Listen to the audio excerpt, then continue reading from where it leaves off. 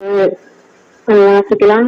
மத்தேயு 26ஆம் அதிகாரம் 2வது வசனம். மத்தேயு 26:2.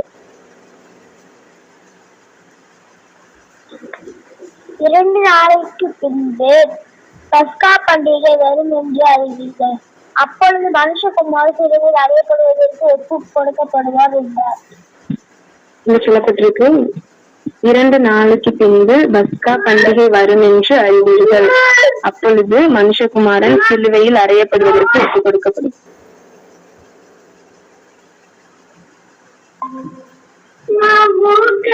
இதுல நம்ம பார்க்கிறோம், பஸ்கா பண்டிகை வருவதற்கு 2 நாளைக்கு பின்பு அப்படி சொல்லி 2 நாளைக்கு பின்பு பஸ்கா பண்டிகை வரும்.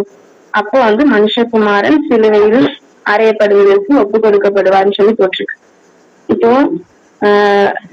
பஸ்கா பண்டிகை நடக்கிற அந்த நாள்ல மனுஷகுமாரனாகிய இயேசு கிறிஸ்து சிலுவையில் அறையப்படுவார் அப்படின்னு சொல்லி நம்ம இந்த இடத்துல தெளிவா சொல்லப்பட்டிருக்கு.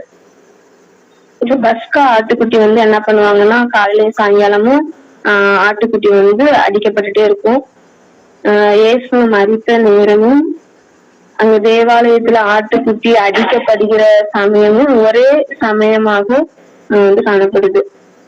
இப்போ யோவான் சொல்றாரு, யோவான் 1:29 சொல்லப்பட்டிருக்கு, உலகத்தின் பாவத்தை சுமந்து தீர்க்கிற தேவ ஆட்டுக்குட்டி அப்படின்னு சொல்லி இயேசு கிறிஸ்துவை குறித்து யோவான் சொல்றாரு. அப்போ இதை எப்படி பஸ்காவோட நம்ம ஒப்பிட்டு சொல்லலாம் அப்படின்னா, இதுல தேவ ஆட்டுக்குட்டியாக இயேசு கிறிஸ்து சொல்றாங்க. பஸ்காவிலையும் ஒரு ஆட்டுக்குட்டி அடிக்கப்படும். அந்த ஆட்டுக்குட்டி எப்படி இருக்கும் அப்படின்னா, அது ஒரு பழுதற்ற ஒரு ஆடா இருக்கும். அந்த ஆட்டுல ஒரு குறைவும் காணப்படாது. யாத்திராகமம் 12:5 சொல்லப்பட்டிருக்கு, பழுதற்றிருப்பதை கர்த்தருக்கு செலுத்த வேண்டும் அப்படின்னு சொல்லி சொல்லப்பட்டிருக்கு. எபிரேயர் 9:14 சொல்லப்பட்டிருக்கு, பழுதற்ற ஆடு பலியாக ஒப்பு கொடுக்கப்படும் சொல்லி. அப்போ பழுதற்ற ஒரு ஆடு அடிக்கப்படும். பஸ்கா ஆசரிக்கப்படும் போது பழுதற்ற ஆடைதான் பலியிட்டு அந்த ஆடைதான் அவங்க புசிப்பாங்கன்னு சொல்லி நம்ம பார்க்கிறோம். நம்மளுடைய இயேசு கிறிஸ்துவும் பழுதற்ற பலியாக தான் என்ன பண்றாருன்னா சிலுவையில அடிக்கப்படுறாரு.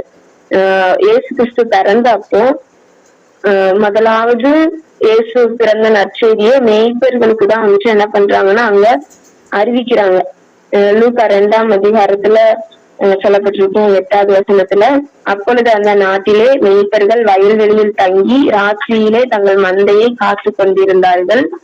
அவ்வேளையில் கர்த்தருடைய தூதன் அவர்களிடத்தில் நின்று கர்த்தருடைய மகிமை அவர்களை நின்றான். கர்த்தருடைய மகிமை அவர்களை சுற்றிலும் பிரகாசித்தது. அவர்கள் மிகவும் பயந்தார்கள் அப்படின்னு சொல்லிட்டு அந்த நற்செய்தியை மேய்ப்பர்களுக்கு அறிவிக்கிறாங்க. ஏன் மேய்ப்பர்களுக்கு அறிவிக்கணும் அப்படின்னா, மேய்ப்பர்கள் என்ன பண்றாங்கன்னா ஆடுகளை சோதிப்பாங்க. இது ஊனமா இருக்கா, இல்ல எதுவும் குறைவு இருக்குதா அப்படின்னு சொல்லிட்டு ஒரு ஆடை பரிசோதிப்பாங்க. அதே மாதிரி அந்த கனம் மேய்ப்பர்களுக்கு இந்த இடத்துல கொடுக்கப்படுது. மேய்ப்பர்கள் கண்டிப்பா இயேசு கிறிஸ்து ஒரு பழுதற்ற பலியா பழுதற்ற ஒரு ஆடை அந்த இடத்துல தேர்வு செய்திருப்பாருன்னு சொல்லி நான் நினைக்கிறேன். இது வேதத்துல இப்படி சொல்லப்பட்டிருக்காங்க. நான் புரிந்து கொண்ட விஷயம் இது. இதுல மேய்ப்பர்கள் இயேசுவை பார்க்க வராங்க. அது நிமித்தமாக அவர் ஒரு பழுதற்ற பலியாக அந்த இடத்துல தேர்வு செய்யப்படுறாரு. இப்போ 1 பேதுரு 1:19 சொல்லப்பட்டிருக்கு, குற்றமில்லாத மாசற்ற ஆட்டுக்குட்டி ஆகிய கிறிஸ்துவின் விலையேற பெற்ற ரத்தத்தினாலே மீட்கப்பட்டீர்கள் அப்படின்னு சொல்லி சொல்லப்பட்டிருக்கு. பஸ்கா எப்படின்னா, எகிப்துல இருந்து இஸ்ரேல் ஜனங்கள் வந்ததுதான் என்ன பண்றாங்கன்னா விடுதலை அடைந்த அந்த நாளை பஸ்கா பண்டிகையாக அவங்க அனுசரிக்கிறாங்க. நாமளும் கூட பாவத்துல இருந்து இயேசு கிறிஸ்து நமக்கு மீட்பை வழங்கி இருக்கிறாரு. அந்த நாளை நாம என்ன பண்றோம்னா பஸ்காவாக நினைவு கூறுகிறோம். இப்ப அந்த பஸ்கா எப்படி புசிக்கணும் அப்படின்னு சொல்லிட்டு சில விதிமுறைகள் எல்லாம் பழைய ஏற்பாட்டு காலத்துல சொல்லப்பட்டிருக்கும். யாத்திராகமம் 12:11 சொல்லப்பட்டிருக்கு. யாத்திராகமம் 12:11 சொல்லப்பட்டிருக்கு, அதை புசிக்க வேண்டிய விதமாவது நீங்கள் உங்கள் அறைகளில் கச்சை கட்டி கொண்டும் உங்கள் கால்களில் பாதரட்சை தொடுத்து கொண்டும் உங்கள் கையில் தடி பிடித்து கொண்டும் அதை தீவிரமாய் புசிக்க கடவீர்கள். அது கர்த்தருடைய பஸ்கா அப்படின்னு சொல்லி சொல்லப்பட்டிருக்கு. இஸ்ரேல் ஜனங்கள் வந்து எகிப்துல இருக்கும்போது அங்க வந்துட்டு ஆண்டவர் வந்து வாதைகளை அனுப்புறாரு. கடைசி வாதையை அனுப்பும்போது முதற் பேரானவைகள் அனைத்தும் அதுல வந்து சங்கரிக்கப்படும். அப்போ வந்துட்டு சொல்றாரு, சங்கார தூதனை வந்து நான் உங்களுக்கு முன்பாக கடந்து போக பண்ணுவேன். நீங்க என்ன பண்ணணும்னா பழுதற்ற ஒரு ஆட்டுக்குட்டியை அடித்து அதன் ரத்தத்தை வந்து ஈசப் தண்டுல தோய்த்து அதை வந்து வாசல் நிலையில வந்து பூசணும். அப்பொழுது வந்துட்டு சங்கார தூதன் வந்து அதை கடந்து போவாரு. அப்போ நீங்க என்ன பண்ண முடியாதுன்னா யாரெல்லாம் அந்த ரத்தத்தை பூசிருக்காங்களோ அவங்கள வந்துட்டு அது வந்து எதுவும் செய்யாது அப்படின்னு சொல்லி அந்த இடத்துல வந்து சொல்லப்பட்டிருக்கோம். அப்போ சங்காரதூதன் வருவான். நீங்க என்ன பண்ணணும் அப்படின்னா ஆட்டுக்குட்டியை அடித்து அதை எப்படி புசிக்கணும் அப்படின்னு சொல்லப்பட்டிருக்கோம். இதெல்லாம் நம்ம பார்க்கும்போது சிலுவையில இயேசு அடிக்கப்பட்டு அவருடைய கால் எலும்புகள் ஒன்று முறிக்கப்படாமல் இருக்கும். இங்கே சொல்லப்பட்டிருக்கு பஸ்கா ஆட்டுக்குட்டியை வந்து சுடுவாங்க. அது முழுவதும் சுட்டதற்கு அப்புறமாக அதை வந்து வெட்டி அதோடைய காலை எதையும் முறிக்காம தான் அவங்க அப்படியே சாப்பிடணும்னு சொல்லப்பட்டிருக்கும். இதெல்லாம் சிலுவையில வந்து நடைபெற்றது. இந்த இடத்துல 11வது வசனத்துல நம்ம பார்க்கிறோம், நீங்கள் உங்கள் அறைகளில் கச்சை கட்டி கொண்டும் உங்கள் கால்களில் பாதரட்சை தொடுத்து கொண்டும் உங்கள் கையில் தடி பிடித்து கொண்டும் அதை தீவிரமாய் புசிக்க கடவீர்கள் அப்படின்னு சொல்லி இந்த இடத்துல சொல்லப்பட்டிருக்கு. இந்த வசனத்தை வாசிக்கும் போது ஒரு ட்ரெஸ் போட்டு செப்பல்லாம் போட்டு நம்ம எங்க போவோம் அப்படின்னா ஏதாவது நம்ம வெளியில போறோம், நம்ம ஒரு பயணமா வெளியில போறோம் அப்படின்னா நம்ம இதெல்லாம் என்ன பண்ணுவோம்னா ஆயத்தமா ஒரு உடை அணிந்து காலில் செருப்பெல்லாம் போட்டுட்டு நம்ம வந்துட்டு வெளியே கடந்து போவோம். அப்படி வந்துட்டு என்ன பண்ணணும்னா தீவிரமாய் புசிக்கணும், சீக்கிரமாய் புசிக்கணும்னு சொல்லி நிறைய சொல்லப்பட்டிருக்கு. நம்ம இதுல வந்து பார்க்கலாம். முதலாவது சொல்லப்பட்டிருக்கு அறைகளில் கச்சை கட்டி கொண்டும் அப்படின்னு சொல்லப்பட்டிருக்கு. நம்ம வேதத்துல நம்ம வாசிக்கிறோம் எபேசியர் 6:14 சத்தியம் என்னும் கச்சையை கட்டி கொண்டவர்களா நம்ம இருக்கணும் அப்படின்னு சொல்லி. சத்தியம் அப்படின்னு சொல்லி பார்க்கும்போது உண்மை அப்படின்னு சொல்லி நம்ம பார்க்கிறோம். உண்மை ஆகிய தேவனுடைய வார்த்தையை நாம் கட்டி கொண்டு நம்ம என்ன பண்ணணும்னா அந்த பஸ்காவை புசிக்க வேண்டும். சத்திய வசனத்தினால நம்மளுடைய சரீரத்தை உடுத்த வேண்டும். தேவனுடைய வார்த்தைகளை நம்ம வந்துட்டு அதிகமா தியானிக்கணும். தேவனுடைய வார்த்தையை நம்ம அதை வந்துட்டு என்ன பண்ணணும்னா அதிகமா நம்ம தியானிக்கணும், அதிகமா வாசிக்கணும், அதை வந்து உட்கொள்ளணும், நம்ம அதிகமா மனப்பாடம் செய்யணும். அவருடைய வார்த்தையை நம்ம வந்து கை கொண்டு நடக்கணும். அப்படி நாம என்ன பண்ணணும்னா நம்முடைய கட்சியை தடுத்தவர்களாக நம்முடைய சரீரம் முழுவதுமா இதனுடைய வார்த்தையினால் நிரம்பப்பட்டவர்களாக நம்ம இருக்கணும். மனதின் கட்சியை என்ன பண்ணணும் கட்டி கொண்டு இருக்கணும் அப்படின்னு சொல்லிட்டு ஒரு இடத்துல வந்து சொல்லப்பட்டிருக்கு. அப்போ நம்ம கர்த்தருடைய வார்த்தையை நம்முடைய சரீரத்திலேயே உடுத்தினவர்களாக நம்ம காணப்பட வேண்டும். எப்படி நம்ம உடுத்த முடியும் அப்படின்னா கலாத்தியர் 5:4 சொல்லப்பட்டிருக்கு, கிறிஸ்துவனுடையவர்கள் தங்கள் மாம்சத்தையும் அதன் ஆசை இச்சைகளையும் சிலுவையில் அறைந்திருப்பார்கள் சொல்லி வசனம் சொல்லுது. நம்ம ஆண்டோடைய வார்த்தையை வாசிப்பதற்கு நிறைய தடை இருக்கும்.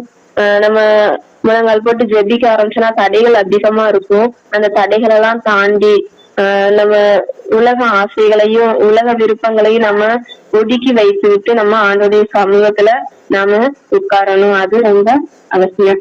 அடுத்து 2வது வந்து சொல்லப்பட்டிருக்கு, உங்கள் கால்களில் பாதரட்சை தொடுத்து கொண்டும். பாதரட்சை அப்படின்னா செருப்பு அப்படின்னு சொல்லி நம்ம சொல்லுவோம். இது வந்துட்டு நம்ம ஆயத்தமா இருக்கக்கூடிய ஒரு காரியம். எபேசியர் 6:15 சொல்லப்பட்டிருக்கு, சுவிசேஷத்திற்குரிய ஆயத்தம் என்னும் பாதரட்சையை தொடுத்தவர்களா நம்ம இருக்கணும் அப்படின்னு சொல்லப்பட்டிருக்கு. சுவிசேஷத்திற்குரிய ஆயத்தம் அப்படின்னா நம்ம நற்செய்தி அறிவிக்க ஆயத்தம் உள்ளவர்களா, எந்நேரமும் நம்ம ஆயத்தம் உள்ளவர்களா இருக்கணும். ஆயத்தம்னா நம்ம தினந்தோறும் ஆயத்தப்படணும். அவருடைய வார்த்தையை நம்ம அணிந்து கொண்டு இருக்கணும். அவருடைய வார்த்தையை நம்ம அநேகருக்கு அறிவிக்கிறவர்களாகவும் இருக்கணும். நம்ம வந்து அவருடைய ரட்சிப்பை பெற்றுக்கொண்டோம். அந்த ரட்சிப்பை அநேகருக்கு நம்ம அறிவிக்கிறவர்களாக நம்ம வந்து காணப்படணும். அப்போஸ்தலர் 12:8 சொல்லப்பட்டிருக்கு, பேதுருவை குறித்து சொல்லப்பட்டிருக்கு.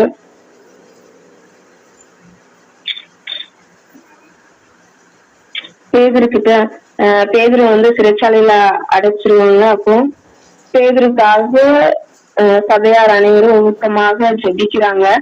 அந்த இடத்துல வந்துட்டு தூதன் சொல்லுவாரு, அவனை தட்டி எழுப்பி அவனை சொல்லுவாரு, உன் அறையை கட்டி உன் பாத ரட்சைகளை தொடுத்துக்கொள், அதற்கு பின்பதாக உன் வஸ்திரத்தை போர்த்து கொண்டு என் பின்னே வா அப்படின்னு சொல்லி தூதன் அவனை வந்து கூட்டிட்டு போறத அந்த இடத்துல பார்க்கிறோம். அந்த இடத்துல அவன் பாதரட்சை தொடுத்து கொண்டு அறையை கட்டி கொண்டு போறான். அங்க வந்து ரட்சிப்பை வந்து பிரசித்தப்படுத்துறான். அதை வந்து நம்ம பார்க்கிறோம். இது நிமித்தமா அங்க என்ன வருது அப்படின்னா கலக்கம் வருது அப்படின்னு சொல்லி நம்ம வந்து பார்க்கிறோம். ஏரோதின் கைக்கும் யூத ஜனங்களின் எண்ணங்களுக்கும் என்னை விடுதலையாக்கும் படிக்கு இதை வந்து தேவன் செய்தாருன்னு சொல்லி பேதுரு சொல்றதை நம்ம பார்க்கிறோம். அங்கேயும் என்ன ஆகுதுன்னா ஒரு விடுதலை உண்டாகுது. ஏரோது தேவனை வெறுக்கிற மனிதனுடைய கைக்கும் தேவனுக்கு விரோதமாய் எண்ணம் கொள்ளுகிறதான மனிதனுடைய கைகளுக்கும் தேவன் என்ன பண்றாருன்னா பேதுருவை விடுதலையாக்குகிறார். நாமளும் கூட அவருடைய சத்தியம் என்னும் அரைக்கட்சியை நம்ம கட்டி கொண்டவர்களாக நற்செய்தி அறிவிக்க ஆயத்தம் உள்ளவர்களாக நம்ம எப்பொழுது இருக்கும் போது தேவன் என்ன பண்றாருன்னா நமக்கும் அன்று பஸ்காவாகிய இயேசு சிலுவையில் அடிக்கப்பட்டு பாவத்துல இருந்து நம்மளை மீட்டெடுத்தாரு. அடிமைத்தனத்துல இருந்து நம்மளை மீட்டெடுத்த தேவன், நம்மளை விடுதலை பண்ணின தேவன் ஒவ்வொரு நாளும் நம்மை விடுவிக்க அவர் ஆயத்தம் உள்ளவராய் அவர் இருக்கிறார். அவருடைய அன்பை எண்ணி நம்ம அவரை துதிப்போம். அந்த பஸ்காவாக பலியானார். அந்த பலியை குறித்து அந்த ரட்சிப்பை குறித்து அநேகருக்கு நம்ம பிரசித்தப்படுத்துவோம். அநேகர் அடிமைத்தனத்திலிருந்து விடுவிக்கும்படியாக தேவன் நம்மளே எடுத்து பயன்படுத்துவாராக.